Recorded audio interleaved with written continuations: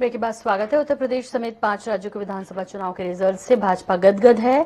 परिणाम पर पूर्व मंत्री अजय चंद्राकर ने प्रतिक्रिया दी है। उन्होंने कहा कि चुनाव परिणाम ने स्पष्ट कर दिया कि देश अब कांग्रेस मुक्त भारत की ओर बढ़ रहा है। यूपी में हमें आशा के अनुरूप परिणाम हासिल हुए। 5 राज्यों में 4 पर भाजपा की बढ़त। पर अजय चंद्राकर ने हमारे सहयोगी मनोज नायक से क्या कहा, सुनवाते हैं। लड़ाई का असली रण क्षेत्र था। भूपेश बघेल की जो घोषणा है, भाजपा जा रही है। अब बेचारे भूपेश बघेल जी धोएंगे अपना गंगा स्नान करके आज और कल आएंगे, क्योंकि अब छत्तीसगढ़ मॉडल को देश पसंद कर रहा है। तो उसके छत्तीसगढ़ मॉडल यदि यहाँ उसी तरह से लागू है तो अब भूपेश बघेल को भी बोरिया बिस्तर बांधना चालू करना चाहिए, ताकि सीएम हाउस खाली करने में 40 दिन मत लगे। यूपी सबसे बड़ा रण था, यूपी में ही सबसे बड़ी महाभारत थी। कहीं ना कहीं योगी रिटर्न दिख रहे हैं। क्या मानते हैं सरकार के कामकाज को लेकर वहां पर?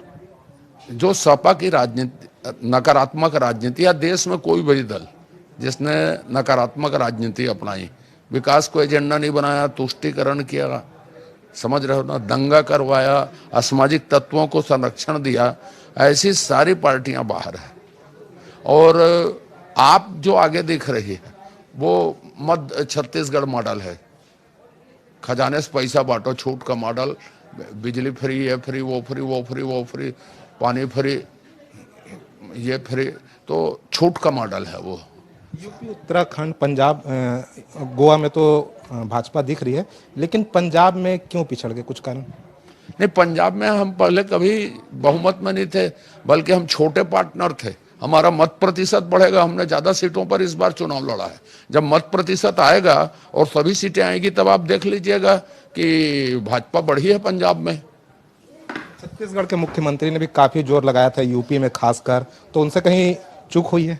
वो यूपी में जो जोर लगाया है या कहीं पे भी जोर लगाया है, वो जोर धन बल का होता है। जो छत्तीसगढ़ में वसूली हो रही है वो पैसा दूसरी जगह जा रहा है। 2 शब्दों में पूरे परिणाम को लेकर क्या कहेंगे पांचों राज्यों के? कांग्रेस मुक्त भारत जनता पसंद कर रही है। निश्चित रूप से जो रुझान आ रहे हैं वह भाजपा के लिए सुखद है। और पूर्व मंत्री अजय चंद्राकर का साफ कहना है कि यह अब जो राज्यों के परिणाम आ रहे हैं वह भारत मुक्त कांग्रेस की ओर बढ़ रहे हैं, कांग्रेस मुक्त भारत की ओर बढ़ रहे हैं। कैमरामैन अविनाश चौबे के साथ मनोज नायक, INH न्यूज, रायपुर।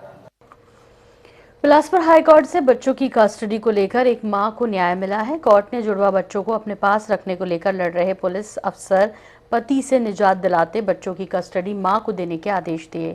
जरहा भाटा निवासी tarot card reader Farha Khan का उनके पति इरफान उल रहीम खान से विवाद चल रहा है। इरफान खान PTS राजनांदगांव में कमांडेंट हैं। दोनों में बच्चों को अपने पास रखने को लेकर विवाद था। फरहा खान ने बच्चों की कस्टडी को लेकर वर्ष 2019 में हाईकोर्ट में याचिका लगाई थी। हाईकोर्ट के जस्टिस गौतम भादुड़ी और रजनी दुबे ने सुनवाई के बाद बच्चों की कस्टडी मां को देने का अहम फैसला सुनाया। कोर्ट ने कहा कि पुलिस अफसर पिता महीने में एक बार घर पर मिल सकते हैं और फोन पर बातचीत कर सकते हैं। वहीं त्योहार में भी बच्चों से मिलकर परिवार के साथ घूमने जा सकते हैं। ये ऐतिहासिक फैसला भी है कि एक माँ को और इतने बड़े तबके से लड़ना कोई आसान काम नहीं था। इरफान साहब काफी अमीर भी हैं और साथ ही साथ काफी ओहदेदार भी हैं, और उस कंडीशन में जा करके एक आम नागरिक के रूप में लड़ना फरहा के लिए भी तारीफ काबिल था कि कम से कम उसने आज इतनी शिद्दत से लड़ा और आज वो अपने बच्चों को पा गई। सूरजपुर अस्पताल में उस वक्त हड़कंप मच गया जब एक नवजात शिशु बिस्तर पर नहीं मिला। नवजात बच्चे के गायब होने से मां ने चीख पुकार से बच्चे की तलाश में परिजनों के साथ अस्पताल प्रबंधन और पुलिस भी जुट गई। कुछ देर बाद नवजात शिशु को लेकर जा रही एक महिला को शहर की सीमा पर पकड़ लिया गया। आरोपी महिला से बच्चे को स्वस्थ हालत में बरामद किया गया। पुलिस मामले की जांच कर रही है। आरोपी महिला करकोटी की रहने वाली और निसंतान है। समाज के बांझपन के ताने की वजह से जिला अस्पताल से नवजात शिशु को चुराकर फरार हो गई थी। नवजात की बरामदगी के बाद मां सहित परिजनों ने राहत की सांस ली।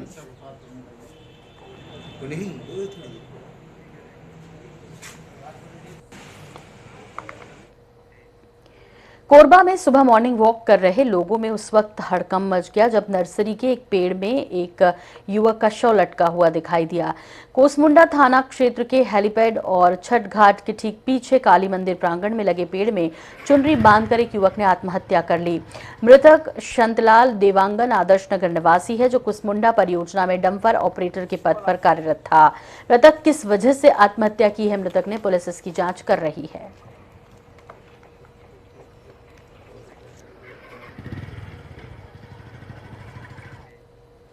इधर 2 दिन पहले ट्रक चालक पर हमला कर हुई कार्रवाई पर ट्रक लूटने का पुलिस ने खुलासा कर दिया है। पुलिस ने ट्रक के क्लीनर समेत उसके साथियों को पकड़ा। इस मामले में पूछताछ में क्लीनर ने बताया कि ड्राइवर के शोषण से परेशान होकर उसने इस वारदात को अंजाम दिया है। ट्रक में करीब 90 लाख का सामान था। वारदात के बाद ट्रक चालक शिवशंकर ने उसकी शिकायत एरोड्रम पुलिस को की थी। क्लीनर नेपाल का रहने वाला बताया जा रहा है। यह ड्राइवर शिवशंकर के साथ में ट्रक पर चल रहा है और इस दौरान ना तो उसके द्वारा उसको उसका पेमेंट दिया गया है और साथ ही साथ में रहने के दौरान ट्रक में सोने के दौरान कुछ उसके साथ ड्राइवर द्वारा अनैतिक कृत्य भी किया जाता रहा, जिसके कारण वो परेशान था और बदला लेने की नियत से, उसे जान से मारने की नियत से उसके द्वारा चाकू से हमला किया गया। और जब वो ड्राइवर शिवशंकर घायल हो गया और ट्रक से नीचे कूदकर जान बचाने के लिए भागा, उस दौरान ये जो क्लीनर है ये ट्रक को और टायर सहित टायर से भरा हुआ था जो इसको लेकर वहां से भागा। राजगढ़ में बुधवार देर शाम बारिश के साथ भारी ओलावृष्टि हुई है, जिससे खेत में खड़ी किसानों की फसलें बर्बाद होने की कगार पर है। जिले के कई किसान ट्रैक्टर ट्रॉली में ओले भरकर राजगढ़ कलेक्टर कार्यालय पहुंचे और सरकार से मुआवजे की गुहार लगाई।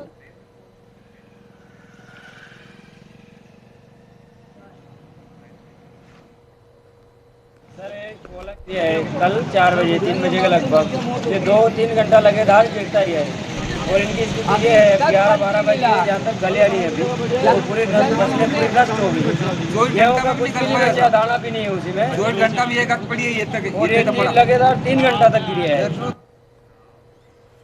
मुरैना में केंद्रीय मंत्री नरेंद्र सिंह तोमर ने गुरुवार को प्रधानमंत्री आवास योजना के तहत 96 हितग्राहियों को उनके घर की चाबी सौंपी। हितग्राहियों को गृह प्रवेश कराया। इस दौरान केंद्रीय मंत्री नरेंद्र सिंह तोमर ने जिला अस्पताल पहुंचकर नेत्र शिविर के मरीजों का हालचाल भी जाना। वहीं तोमर ने 5 राज्यों के विधानसभा चुनाव में भाजपा के बढ़ते बहुमत के लिए जनता का आभार जताया। आयोजन किया, 3 दिवसीय ओपीडी हुई। इस ओपीडी में 8000 लोगों ने अपने नेत्र का परीक्षण कराया। 1250 लोग मोतियाबिंद के ऑपरेशन के लिए उपयुक्त पाए गए। 96 हितग्राहियों को अपना मकान मिला है। चारों स्थानों पर भाजपा की सरकार बन रही है। इसके लिए प्रधानमंत्री जी को बधाई, योगी जी को बधाई, भारतीय जनता पार्टी के कार्यकर्ताओं को बधाई और जनता का बहुत बहुत आभार। छिंदवाड़ा नगर निगम पिछले 15 दिनों से स्वच्छ पेयजल आपूर्ति करने में असमर्थ नजर आ रहा है। हालात ये हैं कि निगम के नलों से हो रही पानी सप्लाई में लार्वा भी आ रहे हैं, जो पानी भरने वाले बर्तनों में खुली आंखों से देखा जा सकता है। नागपुर रोड पर इनकम टैक्स कार्यालय के पीछे वार्ड नंबर 39 का है। स्थानीय लोगों ने मामले की शिकायत नगर निगम से संबंधित अधिकारियों से भी की। निगम उपयंत्री विवेक चौहान ने बताया, इसकी पूर्व में भी शिकायत आई थी। आज दोबारा शिकायत लेकर संबंधित लोग आए थे। निगम द्वारा गंदे पानी की आपूर्ति नहीं की जाती है, किसी घर की पाइपलाइन लीकेज होगी। 20-25 परिवार हैं जो नागपुर रोड से नैयर फर्नीचर से लेके इनकम टैक्स वाली जो पीछे गली आती है उसमें 20 से 25 परिवार हैं। 15 दिन से 20 दिन पहले शिकायत की गई थी हमारे द्वारा कि पानी में गंदी बदबू स्मेल आ रही है और गंदा पानी आ रहा है। निगम द्वारा खुदाई की गई 2-3 जगह गड्ढों की, वहाँ पे उनको उसका हल नहीं मिल पाया। तो आज और मैं जाके बात की हूँ साहब से, तो बोले कल से और खुदाई करेंगे। बाकी अभी तो नल में पानी में जो है कीड़े आ रहे हैं। सर 1 महीने से हमारे यहाँ पानी बहुत गंदा आ रहा है। पहले तो कीचड़ कीचड़ आता था और उसके बाद बदबू वाला हो गया और अब पूरे कीड़े ही कीड़े आ रहे हैं। इस मामले कहीं शिकायत की आप लोगों ने? नगर पालिका में किए हैं, कहते थे कि लाइन का पता नहीं चल रहा कहाँ से फूटी है, टाइम लगेगा चेक करने में। राजनांदगांव नगर निगम कार्यालय परिसर में पारंपरिक छत्तीसगढ़ी व्यंजन लोगों को उपलब्ध कराने गढ़ कलेवा का शुभारंभ किया गया। इस गढ़ कलेवा को महिला स्वयं सहायता समूह द्वारा संचालित किया जा रहा है, जो कि छत्तीसगढ़ी पारंपरिक व्यंजन लोगों को उपलब्ध कराया जाएगा, जिसमें चीला, चौसेला सहित छत्तीसगढ़ी पारंपरिक व्यंजन इस गढ़ कलेवा में बनाए जाएंगे और लोगों को उपलब्ध कराया जाएगा। इसके शुभारंभ में नगर निगम महापौर हेमा देशमुख, राजगामी संपदा न्यास के अध्यक्ष विवेक वासनिक, नगर निगम आयुक्त डॉक्टर आशुतोष चतुर्वेदी मौजूद रहे। नगर निगम में गढ़ कलेवा खोले हैं, जहाँ पे छत्तीसगढ़ के विलुप्त होते कई थे ना कि छत्तीसगढ़ के व्यंजन मन नंदा थे, वही व्यंजन ला उभारे बर यहाँ पे चीला, फरा, गुलगुला भजिया, ठेठरी, खुरमी, पीड़िया ऐसी चीज़ के निर्माण करते थे, ताकि हमारे छत्तीसगढ़ के जनता हमारे छत्तीसगढ़ के संस्कृति से जुड़े व्यंजन ला जाने, पहचाने और खाए। काबर छत्तीसगढ़ी व्यंजन है अब्बड़ मिठास रहते हैं, में अब्बड़ गुत्तुर होते हवे और एक सती सब कोई बोलते हैं कि छत्तीसगढ़िया सबले बढ़िया। राजनांदगांव के बसंतपुर थाना पुलिस ने 31 लाख रुपए के गबन करने वाले शराब दुकान के कस्टोडियन एजेंट को गिरफ्तार किया। आरोपी कैलाश सिन्हा ने शासकीय शराब दुकान अर्जुनी डोंगर गांव, अंबागढ़ चौकी और मानपुर संग्रहण राशि का गबन किया था। कंपनी ने पूरे मामले की शिकायत बसंतपुर थाने में दर्ज कराई थी, जिसकी जांच में पाया गया कि आरोपी ने संग्रहण राशि का गबन किया। आपको बता दें कि आरोपी शासकीय शराब दुकान में कस्टोडियन एजेंट का काम करता है और 31 लाख रुपए की राशि का गबन कर अपने स्वयं के उपयोग के लिए राशि खर्च की। सिन्हा द्वारा टाइम में शासकीय शराब दुकान से जो पैसा था वो गबन किया गया था, अराउंड 42 लाख के आसपास। इसमें उसने 11.5 लाख वापस कर दिए थे, बाकी नहीं किए। तो उसके ऊपर FIR दर्ज कर थाना बसंतपुर द्वारा उनको अरेस्ट किया गया और न्यायालय पेश किया गया। अगली खबर का रुख कर लेते हैं और कोंडागांव की बात करते हैं, जहां पुलिस ने अदरक की बोरियों के नीचे दबाकर तस्करी करते 985 किलो चंदन की लकड़ी सहित 4 आरोपियों को गिरफ्तार किया। पुलिस के मुताबिक आरोपी आंध्र प्रदेश के जंगल से चंदन की तस्करी कर नागपुर ले जा रहे थे। आपको बता दें कि कोंडागांव पुलिस ने मुखबिर के माध्यम से सूचना पर नेशनल हाईवे 30 से नाकाबंदी कर 4 तस्करों को गिरफ्तार कर 985 किलोग्राम सफेद चंदन की लकड़ी बरामद की।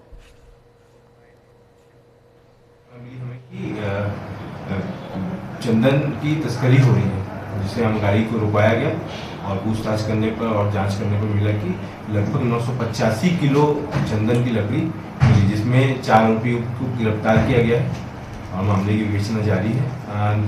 बाजार में इसकी कीमत लगभग अनुमानित कीमत लगभग 1,97 लाख रुपए। 5 राज्यों के चुनाव रुझानों में बीजेपी के प्रदर्शन को देखते हुए बीजेपी कार्यकर्ताओं में जश्न का माहौल है। यूपी से लेकर दिल्ली तक जश्न मनाया जा रहा है। उत्तर प्रदेश, उत्तराखंड, गोवा, मणिपुर के रुझानों में बीजेपी के प्रदर्शन को देखते हुए बीजेपी कार्यकर्ताओं में जश्न का माहौल है। मध्य प्रदेश और छत्तीसगढ़ में भी बीजेपी कार्यकर्ता काफी खुश हैं, हालांकि अभी अंतिम नतीजे आने बाकी हैं।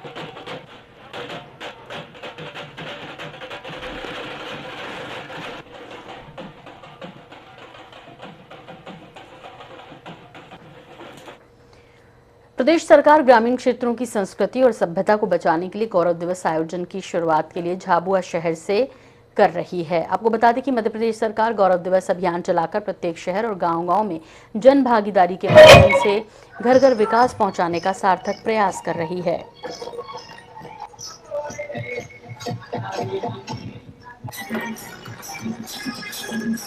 इस कार्यक्रम के दौरान शिक्षा मंत्री इंदर सिंह परमार भी लोकगीतों पर थिरकते नजर आए। महोत्सव में मशाल जलाकर भगोरिया पर्व का शुभारंभ हुआ। झाबुआ के इतिहास और संस्कृति की एक प्रदर्शनी भी लगाई गई। इस दौरान झाबुआ उत्सव यहाँ की परंपरा भगोरिया की है, उसके पूर्व कार्यक्रम किया जा रहा है। मध्य प्रदेश की सरकार अपने नगरों को, अपने गाँव को अपने गौरव दिवस मनाने के लिए सब कुछ निर्देशित किया गया है। जनता और सरकार मिलकर के अपनी परंपराओं को मान्यताओं के अनुसार गौरव दिवस मनाएं और अपने यहाँ के लिए क्या कर सकते हैं इसे सब लोग मिलकर के सोचें। अच्छा मध्य प्रदेश बनाना, अच्छा अपना शहर बनाना, अच्छा अपना गाँव बनाना का एक बड़ा अभियान है। उसी के तहत झाबुआ उत्सव का भी आज का भारतीय जनता पार्टी के नेता और देश के प्रधानमंत्री नरेंद्र मोदी जी के प्रति जनता का विश्वास है। इन परिणामों से पूरे देश में स्पष्ट हुआ है। रायगढ़ शहर के रामपुर इलाके में स्थित टीचिंग ग्राउंड की शिफ्टिंग का काम निगम अब तक नहीं कर पाया है। रिहायशी इलाके में स्थित इस टीचिंग ग्राउंड में शहर भर का कचरा डंप किया जाता है। इसे लेकर एनजीटी की टीम ने निरीक्षण के दौरान इस पर आपत्ति दर्ज कराई थी और पर्यावरण विभाग को पत्र लिखकर ट्रेचिंग ग्राउंड को तत्काल बंद कराने 31 मार्च 2022 तक का अल्टीमेटम भी दिया था, लेकिन साल भर बाद भी योजना पर काम शुरू नहीं हो पाया। मामले में सीएमएचओ का कहना है कि मेडिकल वेस्ट के डिस्पोजल के लिए यूनिट लगाई जानी है, जिसकी जन सुनवाई की प्रक्रिया पूरी हो चुकी है। दरें तय होने के बाद जल्द ही यूनिट की स्थापना होगी। लेटर लगने का जिले में हमारे यहाँ चल रहा है कार्यक्रम, उसकी जन सुनवाई भी हो गई है, ओके हो गया है वहाँ से, लेकिन थोड़ा सा अभी जो प्राइवेट हॉस्पिटल्स है, प्राइवेट जो इंडियन मेडिकल एसोसिएशन है और जो वेंडर है उनके बीच में रेट को लेकर के अभी थोड़ा डिस्प्यूट है। तो वो डिस्प्यूट जब तक क्लियर नहीं होगा तब तक मेरे ख्याल से शायद वो अपना प्लांट लगाने में रिस्क नहीं लेगा। लेकिन फिर भी ऐसा लग रहा है कि चूंकि गवर्नमेंट की तरफ से ओके हुआ है, तो अगर प्राइवेट वाले नहीं मानते हैं तो फिर गवर्नमेंट जो इंस्टीट्यूशंस हैं वहाँ के हॉस्पिटल से जो मेडिकल वेस्ट है उठा के उसको इंसिनरेट करने का जो प्रोसेस है वो करना पड़ेगा। तो प्लांट लगेगा, थोड़ा सा टाइम लग सकता है इसमें। रामपुर में जो हमारे कचरे का भंडार लगा हुआ था उसको हम लोगों ने निपटान करने के लिए एक महत्वपूर्ण योजना लाए हैं, लेकिन सीवेस्ट का, और परिषद से पास किया गया है। इसको 2 करोड़ से ऊपर का है और इसमें जो बायो केमिकल आता है उस पर सभी को कार्य किया जा रहा है रामपुर कचरा के डंपिंग यार्ड में।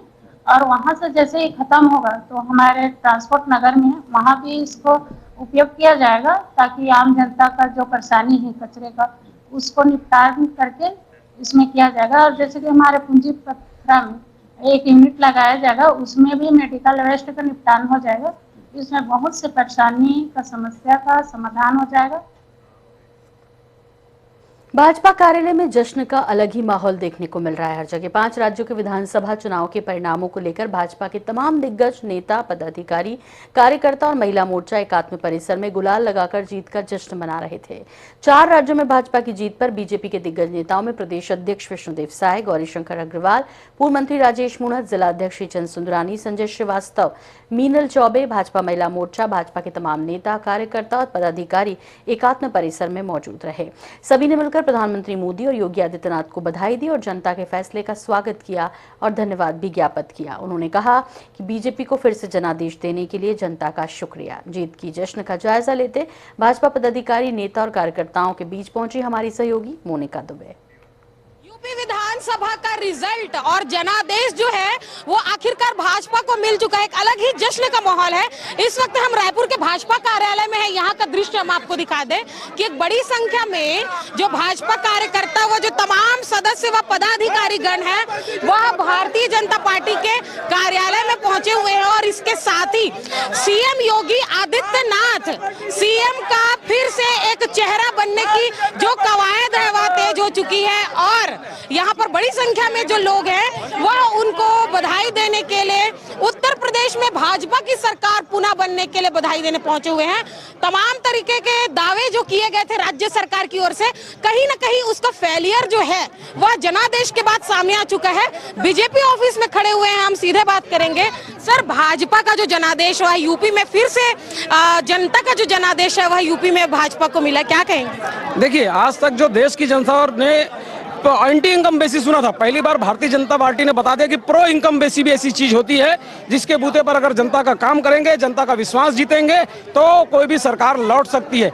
एक दिन में कभी कोई सरकार नहीं बनती। आज से जब 5 साल पहले मोदी जी ने योगी जी को चुना था उस समय तय हो गया था कि उत्तर प्रदेश में वापस भारतीय जनता पार्टी की सरकार आएगी। वो प्रदेश जो अपराधगढ़ के नाम से जाना जाता था, आज वहां पे योगी जी और मोदी जी की डबल इंजन की सरकार ने वो आतंक मिटाया माफिया का और विकास की वो गंगा बहाई कि वापस जनता ने प्रचंड बहुमत से भारतीय जनता पार्टी को चुना है। सर बाकी राज्यों में भी भाजपा ने अपनी सरकार बनाई, लेकिन यूपी को ही लेकर इतना जश्न क्यों? देखिए, अगर देश का इतिहास देखेंगे तो आजादी के बाद आज तक उत्तराखंड और उत्तर प्रदेश, जो पहले उत्तराखंड उत्तर प्रदेश में होता था, कभी भी सरकार रिपीट नहीं हुई। पहली बार भारतीय जनता पार्टी की सरकार रिपीट हुई है।